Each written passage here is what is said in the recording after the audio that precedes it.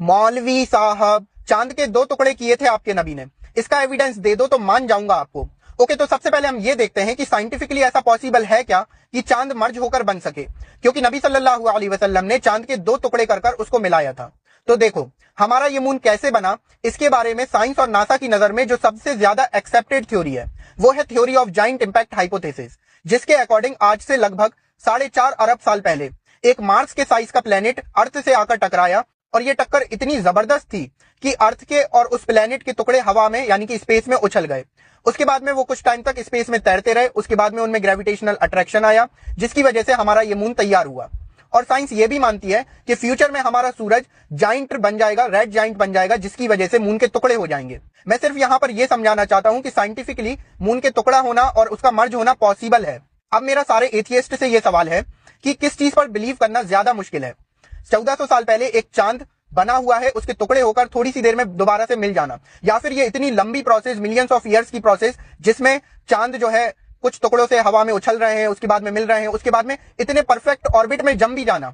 अब आप कहेंगे कि हम इसीलिए मानते हैं क्योंकि मून के जो चट्टाने हैं और अर्थ की चट्टानों के सैंपल मैच कर गए, इस वजह से हम उस बात पर बिलीव करते हैं। तो मैं उससे भी ज्यादा मजबूत एविडेंस आपको दूंगा 1400 साल पहले चांद के टुकड़े होने और मिलने के, और वो एविडेंस है आई विटनेस, जिससे बड़ा एविडेंस कोई भी नहीं माना जाता दुनिया के अंदर।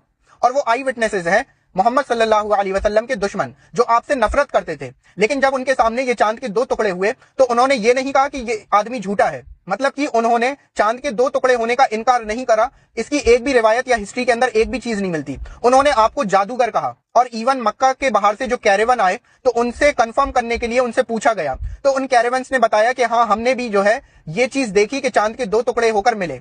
और इसका सोर्स है इब्ने कसीर, सबसे ज्यादा ऑथेंटिक किताब। इवन हिंदुस्तान में एक केरला के बादशाह चेरेमन पेरुमल ने अपने महल की छत पे खड़ा होकर ये चांद के 2 टुकड़े होते हुए देखे और उसको मिलता हुआ भी देखा। उसके बाद में उस बादशाह ने इसकी तहकीक की और अरब से जो ट्रेडर्स आते थे उनसे इसकी मालूमात करी, तो उन्होंने बताया हाँ, आखिरी नबी ने ऐसा ऐसा वाकया मक्के के अंदर किया। उसके बाद में उस बादशाह ने इस्लाम को एक्सेप्ट करा। उसके बाद में उसने मक्का का सफर करा, आप सल्लल्लाहु अलैहि वसल्लम से मुलाकात की और ताजुद्दीन नाम पाया।